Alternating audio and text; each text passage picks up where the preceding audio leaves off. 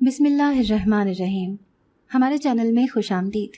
گھر کے صحن میں لگے درخت کے نیچے بچے زور زور سے سپارہ پڑھ رہے تھے۔ میں انہیں پڑھانے کے ساتھ ساتھ ایک کرتے پر کڑھائی بھی کر رہی تھی۔ تبھی اماں دروازے سے اندر آئیں۔ ان کے ہاتھ میں سبزی کی تھیلی تھی۔ میں فوراً ہی چارپائی سے اٹھی اور ان کے ہاتھ سے وہ سبزی تھام لی اور کچن میں جا کر رکھ دی۔ میں نے دیکھا اماں کسی گہری سوچ میں ڈوبی ہوئی لگ رہی تھیں۔ میں نے ان کا کندھا ہلایا اور کہنے لگی، اماں پانی لے کر آؤں؟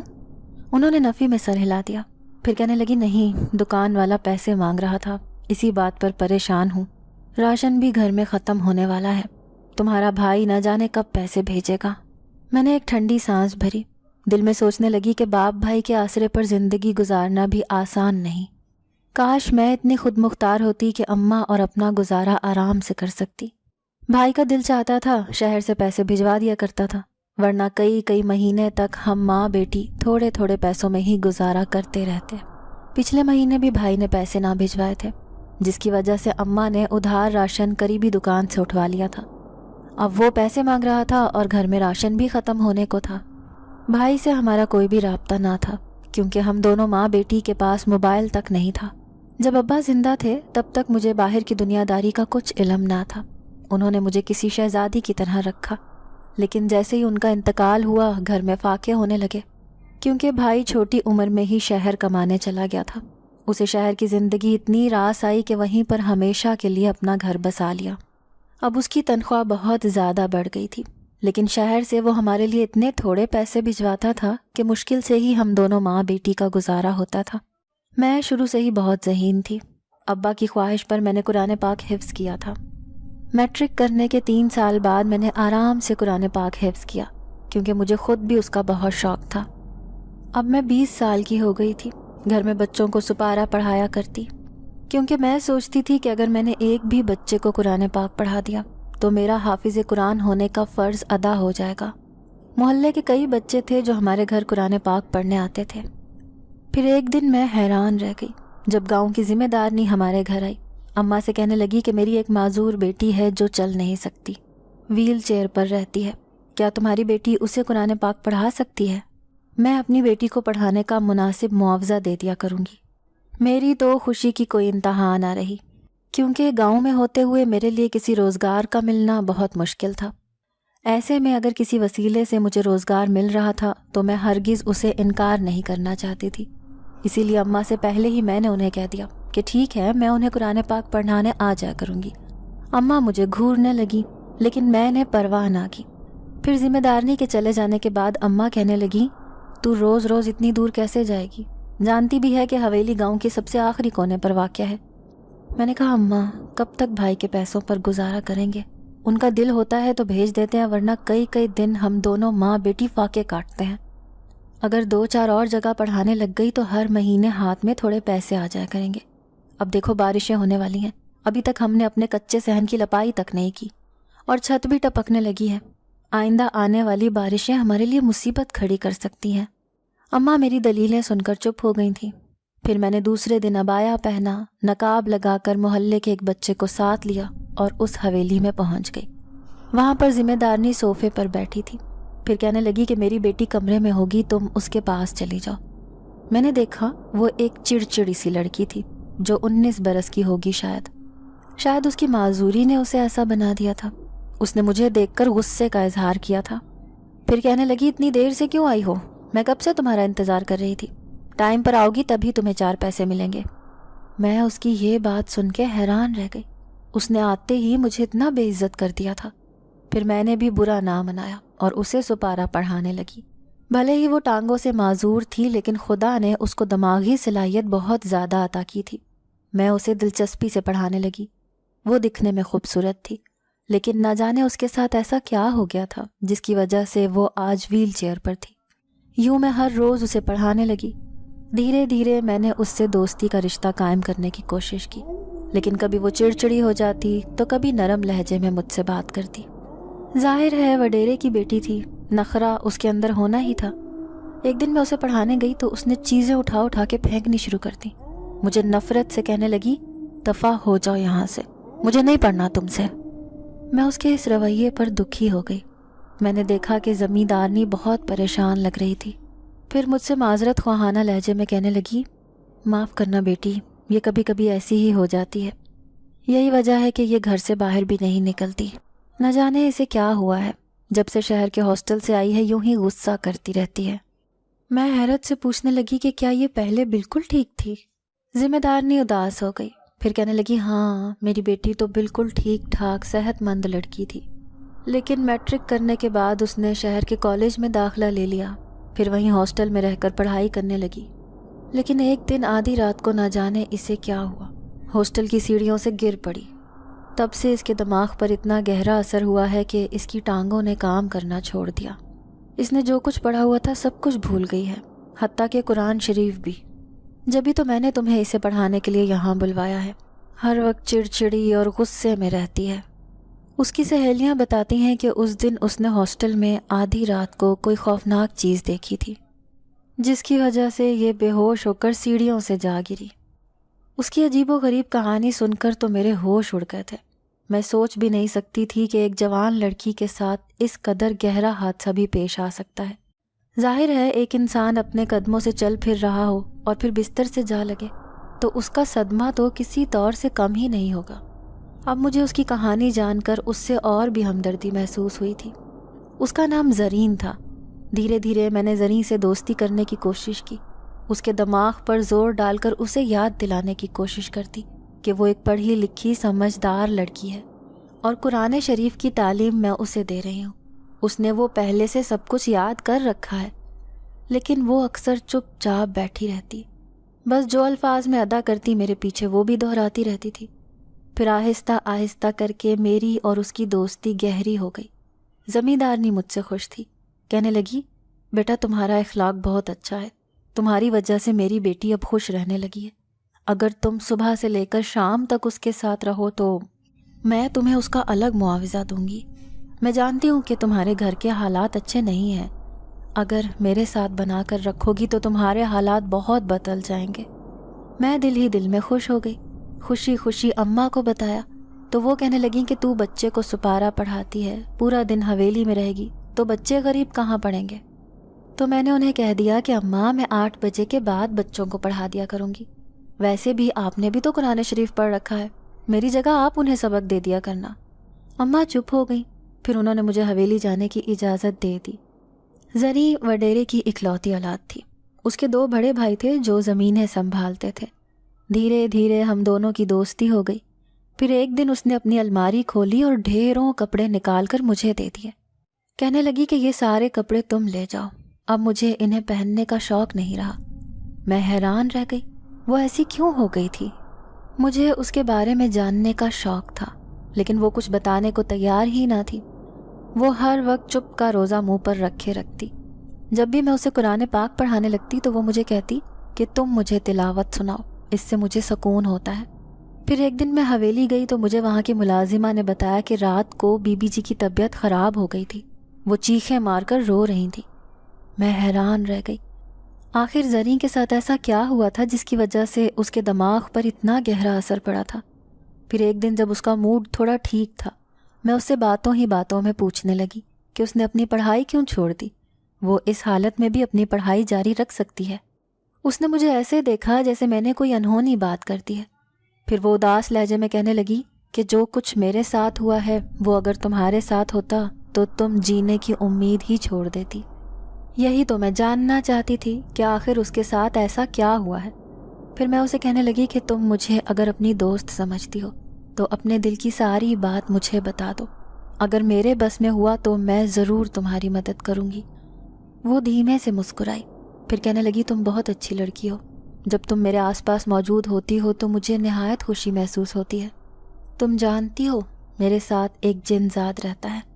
اس کے منہ سے یہ خوفناک بات سن کر میں حیران رہ گئی، ایسا تو میں نے آج تک محسوس ہی نہ کیا تھا۔ پھر وہ یہ بات کیوں کہہ رہی تھی؟ پھر وہ کہنے لگی کہ آج سے نہیں بلکہ بہت سالوں سے ہے، اس بارے میں ہی نہیں بلکہ بہت سے لوگ جانتے ہیں، حتیٰ کہ میرے ماں باپ بھی۔ میں ایک دفعہ اپنی نانی کے گھر گئی تھی، ان کی بہت بڑی حویلی تھی، اس حویلی میں ایک بیری کا درخت تھا۔ دوپہر کے وقت کوئی بھی وہاں نہ جاتا تھا، لیکن میں اکیلی اس درخت کے نیچے کھیلتی رہتی۔ وہ جنزاد کب مجھ پر حاوی ہوا مجھے پتہ ہی نہ چلا، لیکن میری طبیعت بدل گئی تھی۔ اب میں چڑچڑی سی رہنے لگی، اپنے آپ سے باتیں کرتی رہتی۔ اکیلے رہنا مجھے زیادہ پسند تھا۔ نانی کہتی تھی کہ وہاں نہ جایا کرو، وہاں اثرات ہیں، لیکن میں نہیں مانتی تھی۔ جب دیکھتی کہ آس پاس کوئی نہیں تو فوراً ہی اس طرف بندے جھولے پر جا کر بیٹھ جاتی۔ پھر واپس اپنی حویلی آئی تو آہستہ آہستہ سب کو معلوم ہو گیا۔ پھر میں ٹھیک نہیں ہوئی، راتوں کو اٹھ کر پوری حویلی میں گھومتی پھرتی، آئینہ دیکھتی تو خود سے باتیں کرتی رہتی۔ مجھے آئینے میں کوئی دکھائی دیتا تھا، غصہ آتا تو گھر کے سارے برتن توڑ دیتی۔ امی ابو پریشان رہنے لگے۔ انہوں نے مجھے ایک مولوی کو دکھایا تو وہ کہنے لگا کہ اس بچی کے اوپر آسیب اثر انداز ہو گئے ہیں۔ وہ دونوں یہ بات سن کر پریشان ہو گئے۔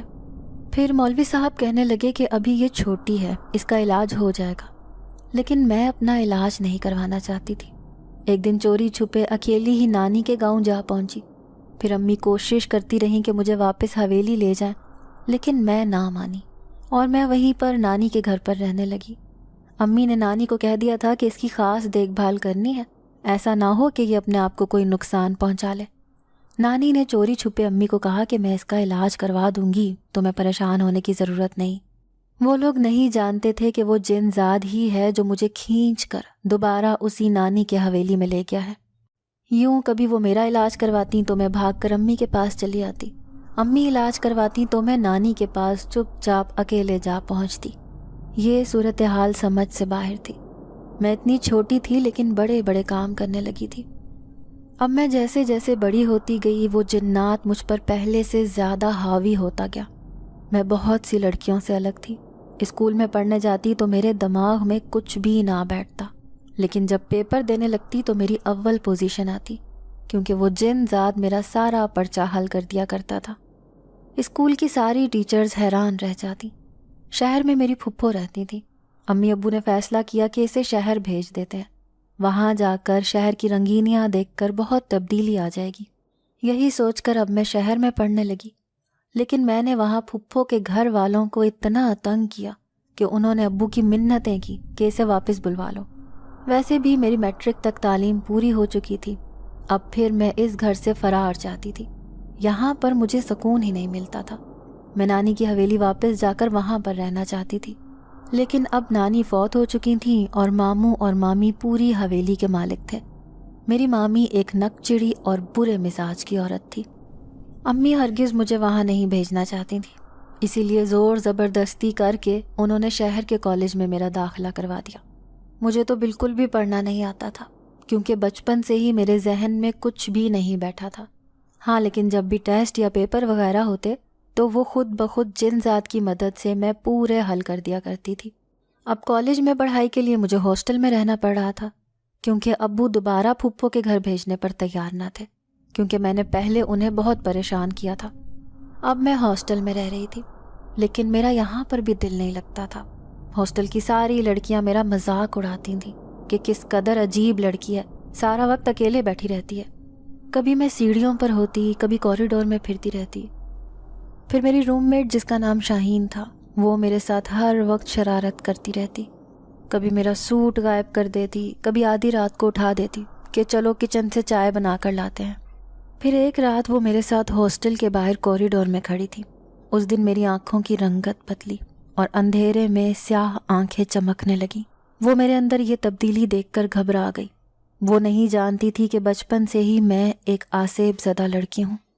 اس دن جنزاد مجھ پر حاوی ہو گیا اور میری روم میٹ چیختی ہوئی وہاں سے بھاگی تھی۔ میرے جسم کو اچانک جھٹکے لگنا شروع ہو گئے اور میں وہیں بے ہوش ہو کر گر گئی۔ جب ہوش آیا تو ہاسٹل کی وارڈن میرے سر پر کھڑی تھی۔ لڑکیاں خوفزدہ نظروں سے مجھے دیکھنے لگیں۔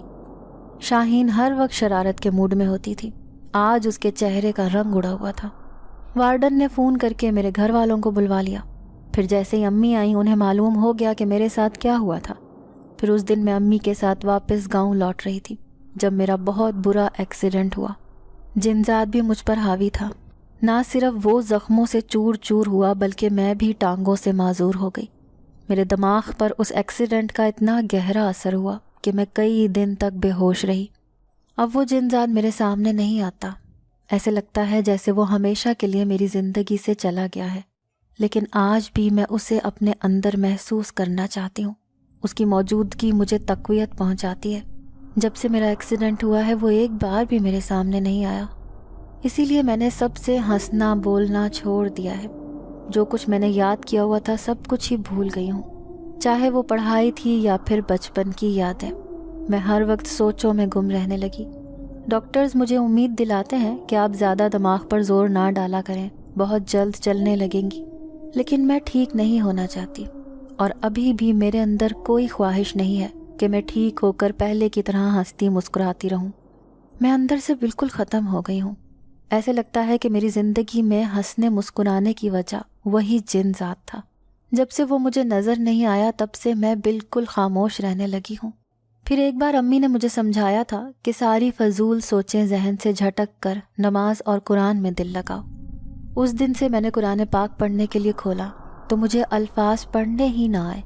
میں حیران تھی کہ میرے ساتھ یہ کیا ہوا۔ تبھی میں نے امی سے قرآن پاک پڑھنے کی خواہش کا اظہار کیا تو وہ تمہیں بلا کر لے آئیں۔ تم مجھے بالکل اپنی طرح ایک ہنستی مسکراتی لڑکی لگی، جس طرح پہلے میں اپنی زندگی میں مگن رہتی تھی۔ میں حیران تھی کہ وہ کیسی عجیب کہانی سنا رہی تھی۔ اس کی سنائی جانے والی کہانی ادھوری لگ رہی تھی، اس کے پیچھے حقیقت کچھ اور ہی تھی۔ دل میں خیال آیا کہ ذمہ دارنی سے یہ سب کچھ پوچھ کر دیکھتی ہوں، لیکن پھر ڈر گئی۔ سوچا کہ کہیں وہ مجھ سے ناراض نہ ہو جائے کہ میں ان کی بیٹی کے بارے میں کیوں اتنی جاسوسی کر رہی ہوں۔ رفتہ رفتہ زریں میری کوششوں سے ٹھیک ہونے لگی۔ جو دن بیت رہے تھے میری اور اس کی دوستی بہت گہری ہو گئی تھی۔ میری کوششوں سے اب وہ شہر سے آئے ہوئے فزیو تھراپسٹ سے چلنے کی مشقیں کرنے لگی تھی۔ اس دن اس کی کہانی سن کر جو کچھ مجھے احساس ہوا تھا، اس سے یہی لگتا تھا کہ کسی جن ذات نے اس کی زندگی کو ایسے موڑ پر لا کھڑا کیا جس سے وہ آگے نہیں بڑھ سکتی۔ آخر یہ جن ذات کیسے ہوتے ہیں؟ کیا زری نے اسے اپنی آنکھوں سے دیکھا تھا؟ یہ بات میں محض سوچ کر رہ جاتی، لیکن ذمہ دارنی مجھ سے بہت خوش تھی، کیونکہ میرا اخلاق اتنا اچھا تھا کہ میرے سوا زریں کو کوئی ہینڈل ہی نہیں کر سکتا تھا۔ پھر ٹھیک 1 سال بعد وہ دن آیا جب بالآخر زریں اپنے پیروں پر کھڑی ہو گئی۔ وڈیرے اور اس کی بیوی نے خزانے کے منہ کھول دیے۔ انہوں نے ایک بہت بڑے لنگر کا اہتمام کیا، پورے گاؤں والوں کی دعوت کی، میں بھی ان میں شامل تھی، لیکن ذمہ دارنی نے مجھے خاص انعام سے نوازا تھا۔ کہنے لگی کہ میری بیٹی کو ٹھیک کرنے میں اس حافظ قرآن بچی کی بہت محنت شامل ہے۔ یوں تو میرے شہر والا بھائی پلٹ کر ہمیں پوچھتا بھی نہ تھا، لیکن اب گاؤں میں ہماری ایک خاص عزت اور حیثیت تھی۔ اسی وجہ سے ایک دن وہ اپنی بیوی کو لے کر آیا۔ اماں سے کہنے لگا کہ میں نے شہر میں شادی کر لی ہے۔ اماں نے اسے شرم دلانے کی کوشش کی، کہنے لگیں کہ جوان بہن کا نہ سوچا اور تم نے اپنا گھر بسا لیا۔ میں نے کہا اماں جانے دیں، پسند کی شادی کرنا بھائی کا شرعی حق ہے اور ہمیں اس بات پر اعتراض نہیں کرنا چاہیے۔ بھائی ہم سے مل کر واپس شہر لوٹ گیا۔ اماں اور میں پھر سے تنہا رہ گئے۔ پھر ایک دن حویلی سے ایک کارڈ آیا، زریں بی بی کی شادی ہو رہی تھی۔ مجھے نہایت خوشی ہوئی۔ آخر کار وہ لڑکی بالکل ٹھیک ٹھاک ہو کر اپنا گھر بسانے جا رہی تھی۔ شادی 1 مہینے بعد کی تھی، لیکن ایک دن کچھ عجیب ہوا۔ جب آدھی رات کو زریں میرے پاس آئی، وہ کچھ گھبرائی ہوئی لگی تھی۔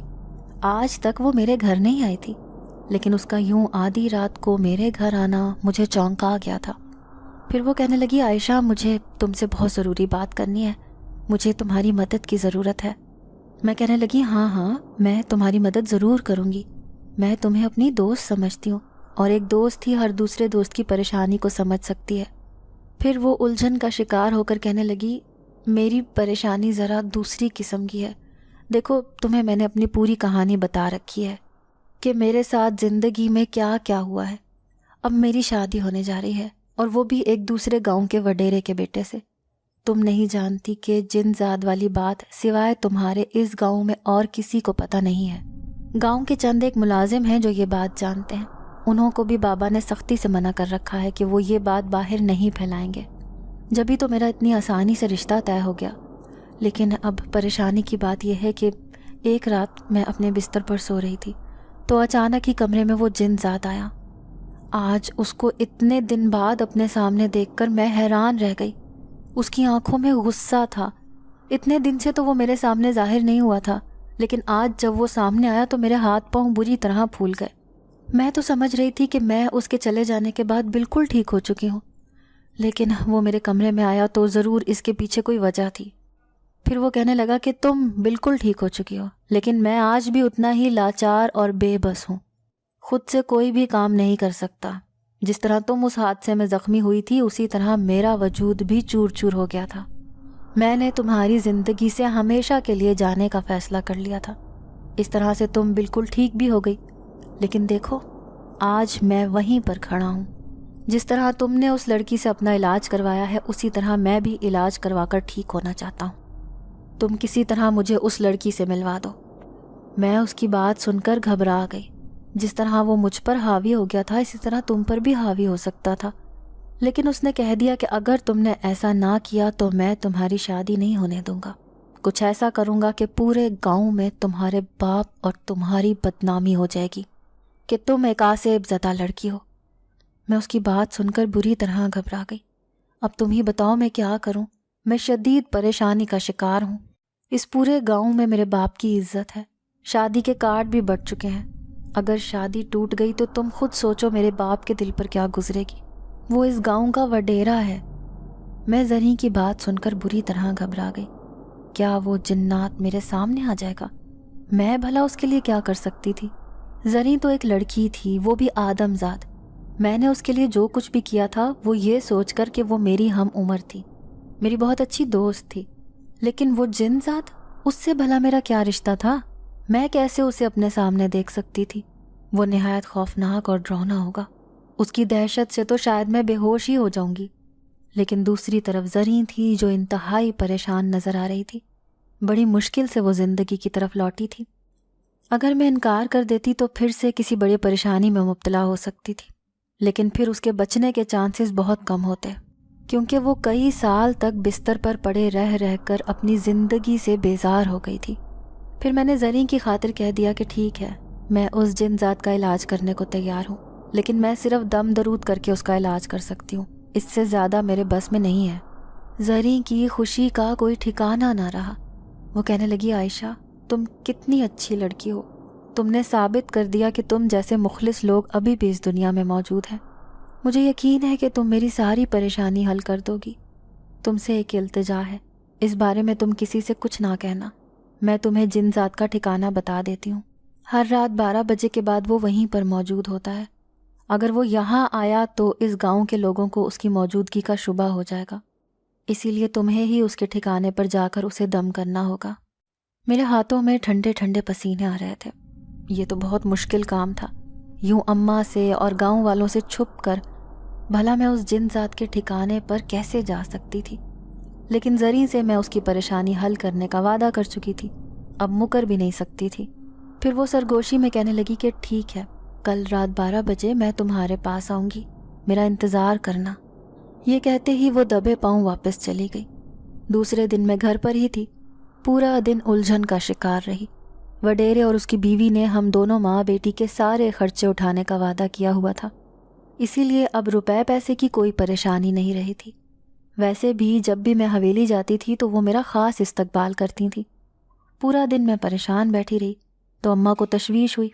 وہ بار بار مجھ سے پوچھتی کہ تم اتنی پریشان کیوں لگ رہی ہو، لیکن میں بھلا انہیں کیا بتاتی کہ میں خود کو کس پریشانی میں پھنسا چکی ہوں۔ اگلے دن جیسے ہی رات ہوئی میرا دل اتنی زور سے دھڑکنے لگا، میں سوچنے لگی کہ آج تو زریں مجھے اس کا ٹھکانہ دکھا دے گی اور وہ میرے سامنے ظاہر ہو جائے گا، لیکن پھر ہر روز مجھے اکیلے ہی وہاں جانا ہوگا۔ یہ کام تو بہت مشکل ہے، یہی سوچ کر میرا کلیجہ نکلنے کو تھا۔ پھر جیسے ہی رات کے 12 بجے اچانک ہی دروازے پر دستک ہوئی، میں اچھل پڑی۔ آنے والی یقیناً زریں تھی، جو نہ جانے کتنی مشکلوں سے حویلی سے نکل کر میری دہلیز پر آئی تھی۔ اماں گہری نیند سو چکی تھیں۔ میں چپکے سے اٹھی اور دروازہ کھول دیا۔ پھر وہ اندر آئی اور کہنے لگی، جلدی چلو، ہمارے پاس وقت بہت کم ہے۔ میں اپنی ایک خاص ملازمہ کو اپنے ساتھ لے کر آئی ہوں، وہ شروع سے لے کر آخر تک سب کچھ جانتی ہے، اسی لیے وہ میری رازدار ہے۔ پھر میں نے بھی اپنی بڑی سی چادر اوڑھ لی۔ دھک دھک کرتے دل کے ساتھ اب میں زریں کے ساتھ وہاں پر جا رہی تھی۔ ہم 3 خواتین نظریں بچا کر، گاؤں والوں سے چھپ کر جنگل کی طرف جا رہے تھے۔ میں نے سنا تھا کہ جنگل میں ایک قبرستان ہے جہاں پر ایک گھر بہت پرانا ہے جو صدیوں سے آسیب زدہ ہے. کہیں زری مجھے وہیں تو نہیں لے کر جا رہی؟ کیونکہ وہ اسی قبرستان کی طرف جا رہی تھی جہاں پر وہ گھر واقع تھا. رات کے اس سناٹے میں پتے کی لرزش بھی سنائی دے رہی تھی اور دور گیدڑوں کے بولنے اور چمگادڑوں کے چنگاڑنے کی آوازیں صاف سنائی دے رہی تھیں. آخر زری یہ سب کیا کر رہی تھی؟ اور اس کے ساتھ تو بچپن سے یہ سارے معاملات پیش آ چکے تھے، لیکن میں کیوں اس کی خاطر اپنے آپ کو مصیبت میں ڈال رہی تھی؟ یہی سوچ کر میں بری طرح پچھتا رہی تھی. پھر میرا خیال آخر کار سچ ثابت ہو گیا جب وہ اسی ویران گھر کے سامنے مجھے لے کر آئی. اس کی ٹوٹی پھوٹی دیواریں اور ایک کمرہ تھا جس کا دروازہ آدھا کھلا تھا اور آدھا بند تھا. وہ مجھے اسی کمرے میں جانے کا کہہ رہی تھی. میں بری طرح گھبرا گئی. پھر زریں کہنے لگی، دیکھو وہ نیک جنات ہے، تمہیں کچھ نہیں کہے گا، بس تمہیں اسے دم کرنے کے لیے روزانہ رات کے 12 بجے یہاں آنا ہوگا. جب وہ بالکل ٹھیک ہو جائے گا اس کے بعد تم اپنی زندگی میں خوش اور مگن ہو جاؤ گی. میں تم سے وعدہ کرتی ہوں، اتنے عالی شان گھرانے میں تمہاری شادی کرواؤں گی کہ تم پوری زندگی راج کرو گی. وہ مجھے حسین زندگی کے خواب دکھا رہی تھی اور میں جیسے اس کے دماغ سے سوچنے سمجھنے لگی تھی. میرے خود کا دماغ بالکل سن ہو گیا تھا. میں نے ملازمہ کی طرف دیکھا جو بڑی حیرت سے مجھے دیکھ رہی تھی، لیکن میں نے اس کی حیرت کو نظر انداز کیا اور اس کمرے کی طرف بڑھ گئی. ہاتھوں میں ڈھیروں پسینہ آ رہا تھا. پھر میں نے دل ہی دل میں آیت الکرسی کا ورد کیا. اچانک ہی جن ذات کے آنے کی آہٹ سنائی دی. چاند کی روشنی چھن چھن کر کمرے سے اندر آ رہی تھی. میں نے دیکھا اس ہلکی سی روشنی میں کسی کا عکس ابھرا تھا. پھر دیکھتے ہی دیکھتے اس نے انسانی شکل اختیار کر لی. وہ دیکھنے میں پرکشش تھا، کہیں سے بھی یہ نہیں لگتا تھا کہ وہ ایک جن ذات ہے، لیکن وہ نہایت ہی کمزور اور نڈھال تھا. وہ زمین پر بے بسی کی حالت میں بیٹھا تھا. میرا دل نہایت نرم تھا، میں کسی کو تکلیف میں نہیں دیکھ سکتی تھی. ابھی بھی یہی ہوا. پہلے زریں کی حالت دیکھ کر افسوس ہوا تھا، اب یہ جن ذات جس طرح سے نڈھال اور کمزور حالت میں مجھے مہربان نظروں سے دیکھ رہا تھا، مجھے ایسے لگا جیسے اسے میری ہی مدد کی ضرورت ہے. پھر وہ امید بھری نظروں سے مجھے دیکھتے ہوئے کہنے لگا، کیا تم ہر رات میرے پاس آؤ گی؟ میں اس کی امید نہیں توڑنا چاہتی تھی. پھر میں نے اس سے وعدہ کر لیا اور جلدی سے اس کوٹھڑی سے باہر آ گئی. باہر زریں اور ملازمہ میرا انتظار کر رہی تھیں. اب ہم دونوں واپس گھر کی طرف جا رہے تھے. پھر راستے میں زریں کہنے لگی کہ میں نے تمہیں کہا تھا نا، وہ بالکل بھی خوفناک نہیں ہے. جب بھی آتا ہے انسانی روپ اختیار کر کے آتا ہے. اگر اصلی روپ میں آ بھی گیا پھر بھی تمہیں ڈرنے کی ضرورت نہیں ہے. وہ اس قدر بے بس ہے کہ تمہیں کوئی نقصان نہیں پہنچائے گا. اب میں اس کی بات سن کر مطمئن تھی، لیکن جیسے ہی میں گھر گئی میرے سر پر آسمان گر پڑا جب میں نے صحن کے بیچوں بیچ اماں کو کھڑے ہوئے پایا. وہ کس قدر پریشانی کی حالت میں صحن میں کھڑی تھی میں اندازہ لگا سکتی تھی. ان کی آنکھوں میں بے یقینی تھی کہ ان کی جوان بیٹی آدھی رات کے اس پہر گھر سے باہر گئی تھی اور چھپکے سے چلی گئی. بنا انہیں بتائے وہ ہر کام کرنے لگی تھی. میں شرمندہ سے انہیں بتانے ہی لگی تھی کہ اچانک مجھے زریں کی بات یاد آئی کہ تم نے کسی کو بھی اس جن ذات کے بارے میں نہیں بتانا. بڑی مشکل سے میں نے اماں کو ٹالا تھا، ورنہ وہ مجھ پر شک کر رہی تھیں. کہنے لگیں کہ میری بیٹی تو حافظ قرآن ہے، میں سوچ بھی نہیں سکتی کہ وہ زندگی میں کوئی غلط کام کرے گی. میں نے اماں کے ہاتھ تھامے. میں کہنے لگی کہ اماں آپ بے فکر رہیں، میں آپ کی بیٹی ہوں اور آپ کی بیٹی آپ کا سر جھکنے نہیں دے گی. اب دوسری رات کو میں فکر مند تھی، کہیں اماں میری چوکیداری نہ کرنے لگ جائے. وہ یہ سوچے کہ میری بیٹی نہ جانے آدھی رات کو کیا کرنے لگی ہے. اب میں ان کے سونے کا انتظار کر رہی تھی. کل رات کو تو زریں اور اس کی ملازمہ میرے ساتھ تھی، لیکن آج مجھے اکیلے ہی جانا تھا. جب مجھے پورا یقین ہو گیا کہ اماں سو چکی ہیں تو میں گھر سے نکلی. تیز تیز چال چلتے گھبراتے ہوئے میں قبرستان کی طرف جانے لگی. ڈر بھی لگ رہا تھا کہ کہیں کوئی آدمی مجھے نہ دیکھ لے، کیونکہ آج تک میں رات کے اس پہر اکیلی گھر سے نہیں نکلی تھی. کتوں کے بھونکنے کی آواز دور دور سے سنائی دے رہی تھی. اگر کوئی شکاری کتا میرے پیچھے لگ گیا تو میری زندگی برباد ہو جائے گی، کیونکہ اکثر گاؤں کے لوگ اپنے جانوروں کی رکھوالی کے لیے شکاری کتے پالتے تھے. دن بھر انہیں باندھ کر رکھتے تھے، لیکن جیسے ہی رات ہوتی تھی تو انہیں کھول دیتے تھے تاکہ کوئی چور یا ڈاکو اس گاؤں میں نہ گھس سکے. خدا خدا کر کے بڑی مشکل سے میں نے راستہ پار کیا اور پھر میں اسی کوٹھڑی میں گھس آئی. تھوڑی ہی دیر میں وہ جن زیادہ میرے سامنے ظاہر ہوا. اس کا مہربان روپ میرے لیے انوکھا تھا. وہ کہیں سے بھی جن زیادہ نہیں لگتا تھا بلکہ ایک مہربان نوجوان نظر آتا تھا. پھر اس نے مجھے بتایا کہ میں برسوں سے تکلیف میں مبتلا ہوں, تم میرا علاج شروع کرو. میں اسے دم کرنے لگی. اس کا جسم بے جان لگتا تھا, وہ ایک ہی جگہ پڑا رہتا تھا. نہ جانے اسے ایسی کیا تکلیف پہنچی تھی کہ وہ یوں بے بس دکھائی دیتا تھا.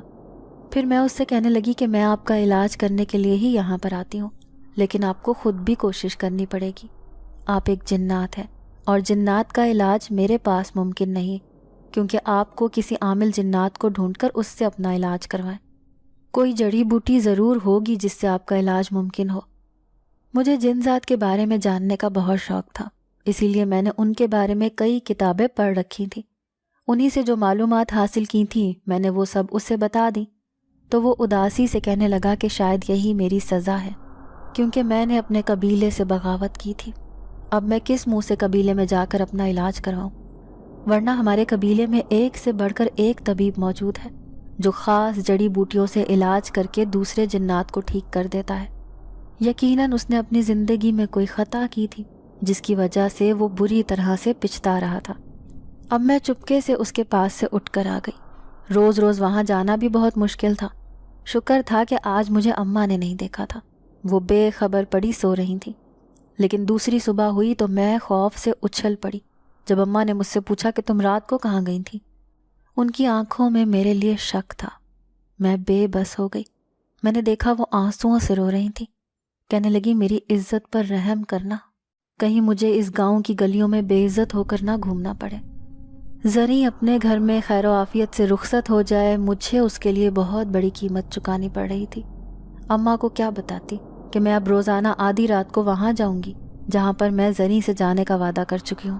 لیکن اس نے ہی مجھے منع کیا تھا کہ میں اس جن ذات کے بارے میں کسی کو کچھ نہیں بتا سکتی. پھر آخر کار میں مجبور ہوئی. میں نے اماں کے سامنے ہاتھ جوڑ دیے. میں اماں سے کہنے لگی کہ اماں, میرا تھوڑے دن کے لیے وہاں جانا ضروری ہے. یہ کسی کی عزت اور زندگی کا سوال ہے, لیکن آپ سے وعدہ ہے میں اپنی اور آپ کی عزت پر آنچ بھی نہیں آنے دوں گی. اماں میری بات سن کر چپ ہو گئی تھیں. یوں میں ہر روز اسی کوٹھڑی میں جانے لگی. ہر گزرتے دن کے ساتھ جن زادے کی طبیعت میں بہتری آ رہی تھی. میں سوچنے لگی کہ میرے دم میں کوئی جادو ہے جس کی وجہ سے وہ ٹھیک ہو رہا ہے. ایک دن میں ڈرتے ڈرتے اس جن ذات سے کہنے لگی کہ جب آپ ٹھیک ہو جائیں گے تو کیا آپ واپس اپنے قبیلے میں چلے جائیں گے؟ تو وہ کہنے لگا ہاں, اگر کوئی آدم زادی میرے ساتھ قبیلے میں جائے گی تو قبیلے والے مجھے اپنے ساتھ رکھنے پر تیار ہو جائیں گے. میں حیران تھی کہ یہ بھلا کیا بات کر رہا تھا, لیکن زریں تو کسی صورت بھی اس کے ساتھ نہیں جا سکتی تھی. اس کی تو شادی ہونے والی تھی. کیا اسی وجہ سے یہ اتنا اداس لگ رہا تھا؟ لیکن یہ کچھ کر بھی تو نہیں سکتا تھا کیونکہ اس کی حالت بہت نڈھال اور کمزور تھی. وہ خود سے چل پھر ہی نہیں سکتا تھا, تو بھلا کسی کو کیا نقصان پہنچاتا. پھر ایک دن میں حیران رہ گئی جب زریں کی وہی ملازمہ مجھ سے ملنے آئی. اس نے چہرے پر نقاب لگا رکھا تھا.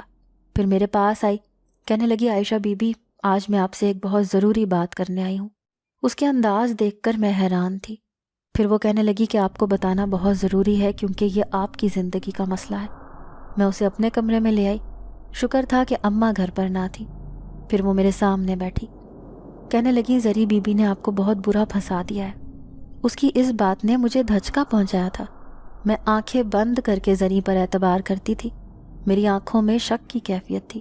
تو وہ ملازمہ کہنے لگی بی بی نے آپ کو جو کہانی سنائی تھی وہ بالکل جھوٹی تھی. اس دن میں دروازے کے باہر کھڑی اس کی ساری باتیں سن رہی تھی. اس کی کہانی بہت الگ ہے, آپ سنو گی تو حیران رہ جاؤ گی. صدمے سے میرا برا حال ہو گیا. میں سوچ بھی نہیں سکتی تھی کہ میرے ساتھ ایک گھناؤنا کھیل کھیلا جا رہا ہے. پھر وہ ملازمہ کہنے لگی کہ بات دراصل یہ ہے کہ زریں بی بی نے جب کالج جانا شروع کیا تھا تب سے ہی انہیں جنات کے بارے میں جاننے کا بہت شوق پیدا ہو گیا تھا, کیونکہ ان کی ایک سہیلی کسی بڑے عامل کی بیٹی تھی. وہ ہر وقت اپنی سہیلی سے جنات کے بارے میں باتیں کرتی رہتی تھیں اور ایک موٹی سی کتاب اپنے کالج کی لائبریری سے اٹھا کر لے آئی تھیں. اس وقت کالج کی چھٹیاں تھیں. وہ حویلی میں ہی رہتی تھیں. میں ان کی ایک خاص ملازمہ تھی, اسی لیے مجھے ہر معاملے کا علم ہے. پھر میں نے دیکھا جب شہر والی سہیلی آ کر اس حویلی میں رہنے لگی. ان دنوں وہ دونوں مل کر آدھی آدھی رات تک جاگتی رہتی تھیں. مجھ سے چائے بنوا کر کمرے میں لانے کا کہتی تھیں اور خود نہ جانے کیا کیا کرتی رہتی تھیں. ان کی حرکتیں دن بدن مشکوک ہوتی جا رہی تھیں۔ پھر میں نے اپنی آنکھوں سے دیکھا، ایک دن وہ دونوں چپکے سے حویلی سے باہر نکلیں اور اسی کوٹھڑی میں پہنچ گئیں جہاں پر اس جن ذات کی موجودگی کا شبہ تھا۔ پھر میں نے اپنے کانوں سے سنا جب زریں بی بی کی وہ شہر والی سہیلی اس سے کہہ رہی تھی کہ یہ والا چلا کرنے سے جنات تمہارے سامنے آ جائے گا۔ مجھے پورا شک ہو گیا کہ ضرور یہ دونوں کوئی کام کرنے کے لیے اس قبرستان میں جا رہی ہیں، لیکن برا ہو کہ مجھے زری نے دروازے کے پاس کھڑا ہوا دیکھ لیا۔ پھر وہ مجھ سے جان سے مارنے کی دھمکی دیتے ہوئے کہنے لگی کہ اگر تم نے کسی کو بتایا تو میں تمہارا بہت برا حشر کروں گی۔ تو میں اس کی بات سن کر چپ ہو گئی۔ میں نے یہ راز اپنے سینے میں دفن کر لیا تھا، لیکن اس کے بعد سے وہ بہت زیادہ بدل گئی تھی۔ کوئی کہتا تھا کہ ایک جن ذات اس کے پیچھے لگ گیا ہے، اور کوئی کہتا تھا کہ اس نے جان بوجھ کر کسی جن ذات کو اپنے پیچھے لگایا ہے۔ لیکن یہ بات میں جانتی تھی کہ انہوں نے اپنی سہیلی کے ساتھ مل کر یہ سب کچھ کیا تھا۔ وہ جنات کو اپنے سامنے دیکھنا چاہتی تھی، لیکن وہ نہیں جانتی تھی کہ وہ زندگی بھر اس کے پیچھے پڑ جائے گا۔ یوں ہی جب اس کی حرکتیں دن بدن عجیب و غریب ہونے لگی تو مالکن نے اسے زبردستی ہاسٹل میں بھجوا دیا، لیکن ہاسٹل والوں نے اسے 4 دن بھی برداشت نہیں کیا اور مالکن کو فون کر کے واپس زریں کو حویلی بھیج دیا۔ لیکن برا ہو اس دن کا جب واپس آتے ہوئے زری میڈم کا ایکسیڈنٹ ہو گیا اور وہ چلنے پھرنے سے معذور ہو گئی۔